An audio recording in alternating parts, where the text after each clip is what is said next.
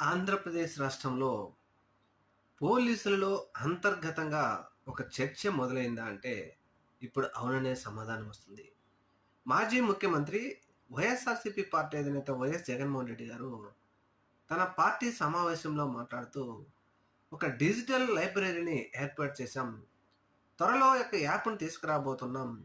ఈ యాప్ ద్వారా వైఎస్ఆర్సీపీ పార్టీ కార్యకర్తలకు ఎక్కడైనా పోలీసులు అన్యాయం చేస్తే వివరాలతో సహా విత్ ప్రూఫ్‌లతో ఈ యాప్‌లో అప్‌లోడ్ చేస్తే ఇది మన సర్వర్‌లో స్టోర్ అయిపోతుంది.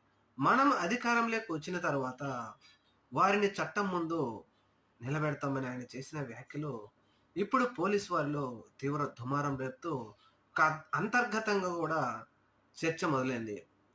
మనం ఇప్పుడు అధికారంలో ఉన్నవారు చెప్పినట్టుగా ఆవేశపడో, లేకపోతే వారి దగ్గర మంచి పేరు కోసమో మనం చేస్తే, రేపటి రోజున అధికారం మారితే పరిస్థితి ఏంటి అనే విధంగా ఒక చర్చ అయితే మొదలైనట్టుగా విశ్వసనీయ సమాచారం.